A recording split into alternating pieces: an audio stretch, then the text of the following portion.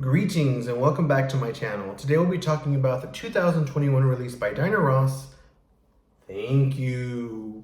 Now, Thank You came out 22 years after her previous full studio album of new material, Every Day is a New Day from 1999. That album did not do very well. It didn't hit the top 100 of album charts in the US. It did spawn a top 10 single in the UK called Not Over You Yet, which I love. However, it kind of ended her spawn of albums every few years that she had been known for since the 70s. Yeah, it really didn't do well, and it's very sad.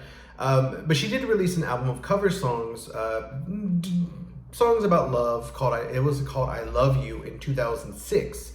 The album did moderately well. It charted it in the top 40 in the US, becoming her highest charting album in the US since 1984's Swept Away. That's a long time to have not a top 40 album. But that's the way it is, and she did not have any success during the 90s in terms of US charts. None of her albums made the top 100. None of her songs went top 10. She did have some chart success with remixes and club songs and such. But she was vastly underrated for such a legacy artist. The 90s was a time full of divas like Patti LaBelle and Aretha Franklin, having like a Tina Turner having maybe not massive success, but at least a fair chance. I feel like Diana didn't get a fair chance in the 90s, as she should have, because she had some really good material. So that kind of gave us a little drought of new material for 22 years. That all ended with Thank You, Thank God, and we got our first new album of Diana Ross's, and it is the best album of 2021. And unfortunately, I want to say that's a big feat. However, 2021 was such a bad year for music. My pick for number 2, which is Tori Amos's Ocean to Ocean, is not really my favorite album, but it's definitely better than a lot of the stuff that came out. It just wasn't a great year for music last year. Besides, like, you had some stuff by Doja Cat and Chloe and Haley? Was it Haley? There's some good stuff, but overall just was not a great year for music at all. Unless you're like a sad girl. Like there was Lana Del Rey and Marina. She had music, but it just wasn't a good year for music. But Diana Ross came and saved the day with an amazing album that I feel was marketed with very minimal effort. It actually did not chart on the US Billboard 200 at all. It did make the top 20 vinyl sale or physical sales. However, that's good. However, that means there was really no streaming. Nobody streamed it besides her fans. And yeah, so it didn't even chart. And that's saying something, as there was a lot of crap music, legacy crap music. I mean, I saw Eminem on the chart from like, I think his greatest hits was still on there. I'm like, come on, guys, go buy Diana Ross. Anyways, enough about me bitching about music. But the album is really, really good, and definitely a return to form for Diana Ross. I'm not a big fan of I Love You, the album. I feel like I'm not a big fan of cover songs overall, especially like an album full of them. It's never a strong effort by the artist. I can't think of any time a cover album has been like, wow, this is a great album. Typically, it's not. However, this is on new material. A lot of it Diana Ross co-wrote, which is great because she has not really been a songwriter for most of her career, except for like songs such as Work That Body, I Am Free, Fight For It. Yeah, she doesn't write a lot. Drop the Mask, that's a good song. Drop the Mask, that's a good song. Yeah, so it's great to see her being more creative with her songs. And I think this album really works because it's so emotional. It's kind of a thank you to the fans, but she really deals with just different topics. It's not just I love you, I love you, I love you. There's a lot of stuff here. And I think a lot of it is because of the pandemic and things that people went through and how people feel and just the issues that are going on right now. Even if you're like just stuck in your house, there's something to deal with. And I think it kind of inspired the record, like the timeliness of it. And I'll explain why later.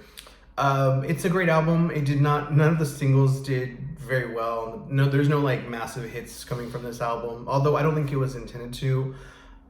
To be fair, I think Thank You, the first single and the promo of it, not the best choice. I mean, I know it's a great song and it's very reminiscent of her 70s sound, early 70s sound. However, there's much better on this album. So if you heard the song Thank You and you didn't love it, you're like, I don't care about Diana Ross, I don't like that song. Listen to the rest of it because it's a great album.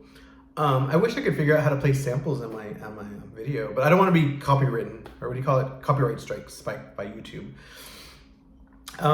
Yeah, so I would consider this one of her best albums. I'm a big fan of hers, obviously, and definitely can put this in the top 10. Like, as soon as it came out, I was actually in Los Angeles when it came out. I was visiting Los Angeles, and I was like, oh, it was so good. And I actually woke up the morning of to go to the store to buy the vinyl. I had to look for the vinyl because vinyl was hard to find there. I ordered it in France, but I was like, I need the actual physical copy in my hands, so I can take a picture of it. Seriously. And yeah, so it's just one of my favorite records by her, and definitely so happy that she released it. She's touring now. She's amazing. Yeah, like, it's very rare for an artist to be around 20, 30 years and still release an amazing album. I mean, you have Kylie Minogue, Diana Ross. Who else? I mean, really, who else? Tori Amos, like, that's it. Like, anyone else who's like from the 80s and 70s still releasing music, it's not as good. Like, but this is good stuff. So we're gonna dive into why. First of all, she didn't work with any big producers or anything, so it's not like she worked with Dark Child, or that's a dated reference, but she didn't work with like any hot producers of the moment. It's all very like subtle and good and just well done music. It's not fanfare music. This isn't like big massive hits. Hold on, I gotta press the close word. I'm so sorry. I had there's a warning on my phone. Definitely want to check out if you're a fan of Diana Ross's, and just kind of, because I know the Diana Ross fan base has been a little indecisive. What's the word when you're like, some of them love it, some of them don't love it, and they think it's just kind of. I personally, as a fan, I love this record, and I think it's one of her best. It's up there with Take Me Higher, so it's pretty good. But let's dive into the music, because there's really not too much to talk about for this album. It's just a thank you from her to her fans, giving them some new music. That's what they asked for, and that's what she gave. The first song is Thank You. This is obviously a thank you to her fans for making, and it also could be a song for you to sing to somebody. It doesn't say, thank you fans for your support and money. It's literally like just a song saying thank you, showing gratitude to somebody. And that could be like a universal theme. The one thing I notice about the album is that it does have a theme of like being grateful and looking at the positive light without being a toxic positivity. She's not saying, let's do this, or you got this. She's saying, yes, life is hard, but we have to look on the bright side, because what else can we do? Like, it's not toxic positivity, it's just literal positivity, which in this time is amazing. Like, some of the songs really go into that. Like, oh my God, that's... So, Thank You sounds very much like early 70s Motown. It kind of reminds me of You're All I Need to Get By, which Diana did cover for her debut solo effort. And just a great song. It's not the strongest song. I don't think I'd pick it as a first single. However, it is a good song, and it does kind of embody the album, I think. It's not really a retro album, if that's what you're thinking. It's not like she's taking like on this role of, oh, let me do 70s music for the modern day. No, but definitely Thank You is that. Thank You is very, I guess, reflective of the 70s, early 70s Motown sound. Good explosive chorus. It's good, but it's definitely not her strongest song. It's just, just something to warm you up. It's like an appetizer, but definitely like a good appetizer, if that makes sense, but not the strongest song. The next song is If the World Could Just Dance. This is the most modern song that she's done on the album. It's definitely sounds like something you'd listen to on the world radio station, maybe a little bit more like, what would you say? Like, I mean, it's not generic, but it's definitely the most commercial of the bunch. It's just about dancing and like how much things would be better if people just dance instead of worrying or fighting or whatever. Like, we're in this society right now where there's just so much arguments because it's so easy to, because of social media. But why don't we just get off this and just dance? And like, enjoy life. And like, I know that sounds cheesy, but it's true. If you do just kind of dance and enjoy life, you have endorphins being released, you're having fun. Like, there's nothing wrong with dancing. Like, just enjoy yourself. And I think the song is about that, just enjoying yourself. It's a great song, very catchy. It was remixed by Eric Cooper, which he also remixed Thank You. Both remixes are good. I feel like he did better with her older songs for the Supertonic remix album, which is amazing, by the way. Eric Cooper, if you're listening, I love your remixes, period. But the Supertonic album is amazing. I love it, because I'm sure that Eric Cooper is watching my video. By the way, Eric Cooper is a remixer of these songs, but not for the album. He didn't work on the album, which, why not? He should have. The next song is All Is Well. This is the first, like, sweet ballad. And it's just kind of saying, like, look at what you have in life, and not saying, oh, you don't have it that bad, be grateful. It's saying life is beautiful in general. Look at what we have. Look at the beautiful stars and the light and the mountains and the good things about life, and let's be positive. Not so much saying, oh, hey, you should be shamed for feeling bad, but hey, maybe take another perspective and look at something that's good in life, because there is a lot in life that's good. We tend to focus on the negative. Even when I'm reviewing this album, I'm like, I hate the music from 2021. I hate the music from 2019, whatever. But my own impersonation of myself. However, she's saying that there is another light. Yeah, look at the beauty of life. We have this album. Look, I'll show you the vinyl later. It's gorgeous. We have beautiful music and the sunset and all these things that can be appreciative. And just because if you think about it, like, all these problems in life, like, yeah, they exist, they're real. However, there's something out there too that's beautiful just to counteract that. I don't know. I see a lot of positivity in that song. She did make a video for it, where there's like a rose opening through the majority of it, and she's just standing there, and she's not lip syncing so much, she's emoting with the song. So if she's talking about something in the song, she'll do a facial feature to go along with that. It's really cool, and she looks beautiful, and I'm so glad she's making music videos, because she did not have to do that. Yeah, All Is Well is a great song, and it was one of the first songs that was not leaked, but she released. And out of context of the album, I was like, it's okay. But in the context of the record, and once you like listen to the full record as an experience, it's amazing. Super, super great song. I love it. One of her best songs. Just about positivity of life, and it's very like smooth R&B, kind of 90s, like lush, it's creamy, smooth, but not too smooth, and not sappy.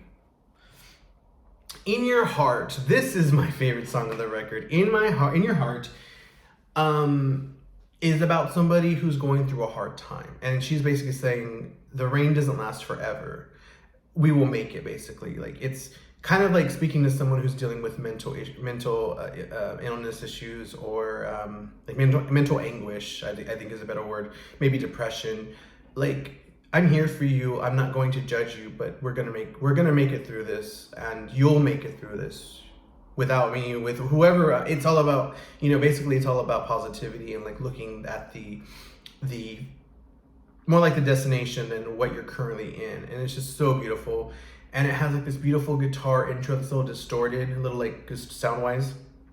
And then it has like this really easy breezy drum beat through the song. It's so beautiful.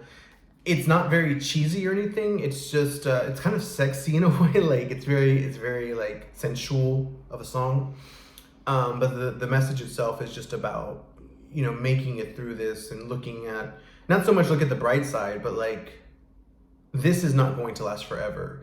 And whether she's talking about the COVID issues, or like what's going on with that, but I think she's talking in general about how hard life can be, and how that it's not, time is an illusion, so it's not gonna last forever, and then when it's over, it'll be over, and we can move on.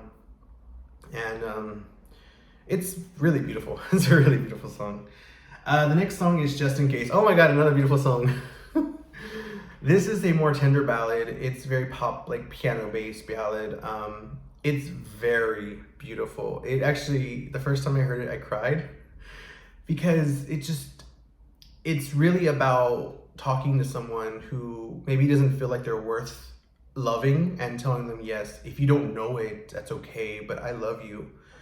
and that love is real, and I'm telling you just in case. Like, it's rare that you have something like that where someone doesn't say, oh, I love you because, oh, it's time to tell you I love you. It's the morning time. I'm leaving. Let me tell you I love you. It's literally like, just in case, I'm telling you I love you. Someone loves you. It's very beautiful. And it's like, there's no like, she talks about how beautiful the person is, but there's no like direct like, oh, hey, this is your problem and I love you. It's more like, it's a very like non-specific problem, but she's just there as a support system, and it's just with her love, like saying basically you are loved and you're worthy of that love, and it's just really, really beautiful. Yeah, definitely. I heard the song the first time on a train in LA, and wow, I cried. I think I cried on the train. It was just so beautiful. It's really a beautiful song. It could be sappy easily, but her vocal delivery and everything is just gorgeous. Oh my god. And I mean, she really kills it. She really just kills it. The next song is The Answer Is Always Love. This is a song written by Sita Garrett, who wrote Man in the Mirror for Michael Jackson. And she had her solo career. She toured with Madonna. This is kind of the first weaker song for me, and I know a lot of the fans love it. However, I don't love it. It's about basically the answer is always love. So it has the same message about the other albums. It has the same message as the other songs about positivity. However, I feel like it's a little bit more cheesy, a little bit more by the numbers, and without the merit or emotion of the other songs. So it doesn't really quite make it up there. It's a good song. I don't hate it. I just maybe put it at the end or something. I don't know. For me, like, especially where it is on the album, it just kind of smells like filler or feels like filler. But yeah, it's a little bit more man in the moon. What is it? Man in the Mirror. It's more like a general song to the general public about the answer always being love, not hey, I love you. Let's look at the positivity. So the next song is Let's Do It. Another great song. I love it. Let's Do It is a new song. She has another song called Let's Do It, which was a cover song on her Blue album, which was unreleased until the 2000s, and it's a jazz cover. It's like, let's do it, bees do it, birds do it, bees do it, blah, blah, blah. This is a completely new song called Let's Do It, and it's really about the world coming together and, again, like, making things better together. Let's do it. How easy it is to just smile at someone. It's a little cheesy in the lyrical content because, again, it's like saying we can do it, we can make things better as a general. It's not necessarily like to you, it's more like to everybody. And I kind of feel like those songs, those like We Are the World, We Are the Children, kind of lose their steam. However, it's so well produced and sung. And if you don't really listen to the lyrics, it's a really good song. It's kind of like funky. And I can't really categorize it. It's not new R&B, but it's definitely not classic R&B, but it's like its own sound. It's a little like I don't want to say African sounding because that's very vague. Like what part of Africa? It's a little tribal. That's the word I'm looking for. It's a little tribal sounding.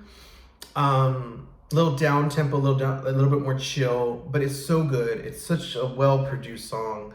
And she really kills it with the delivery, and I really love it. I really love this song. It's actually I think it's my second favorite if I had to rank them, which I do. The next song is I Still Believe. This is a fan favorite. I Still Believe is very funky, disco oriented, has some Latin beats, and just a lot of fun. It's very energetic, in your face.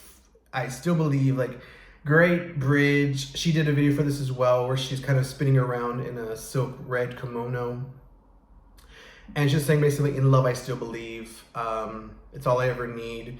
And again, this song could be about a love with a partner or children or whatever. Like, it's just about love being the answer kind of thing. But in a good way. It's fun. It's definitely a great dance song. And it was recently remixed and released on platforms as well. But the original is really good too. Yeah. It's a real highlight. Definitely love that song, I Still Believe. It's a great dance song and very reminiscent of like the Boss era, like late 70s Diana Ross. Count on Me.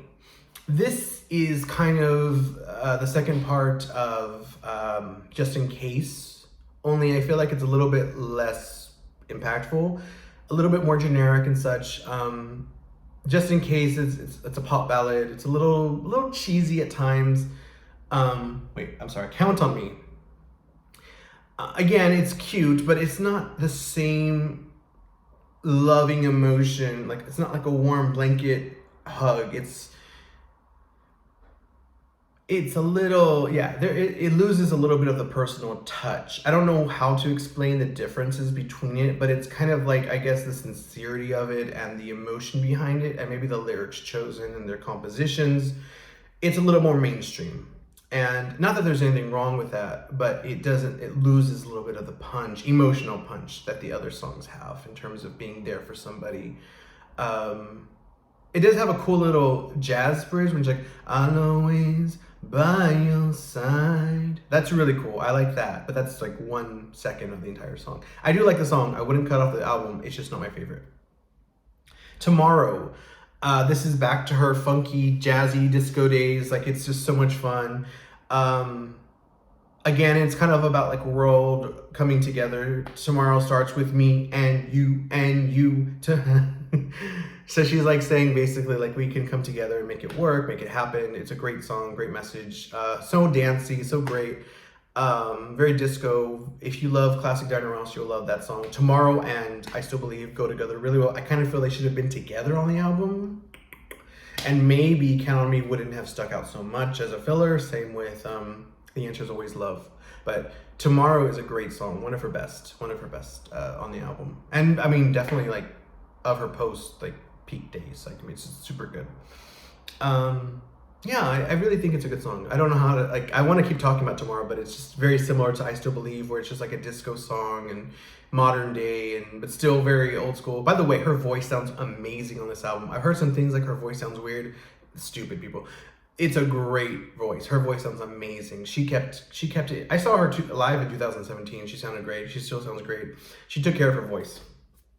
And she really hits the notes. She goes low, high. She can do it. She's not like screaming or like belting, but it's good vocals. Definitely didn't abuse her vocals. Next song is Beautiful Love. This is, I think, a really great song.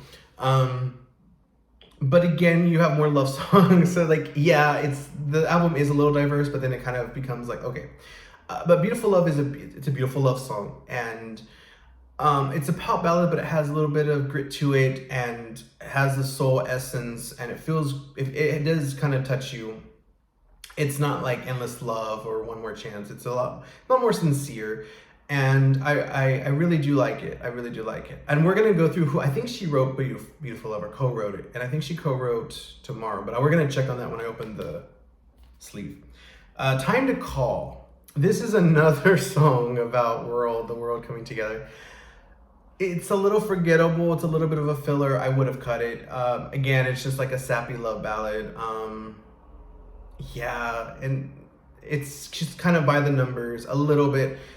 You can tell that she wanted to have like a theme in the album, but kind of diversified a little bit. But by now, it's a little like run down a little. I would have cut Time to Call actually, because it's probably the weakest song on the album.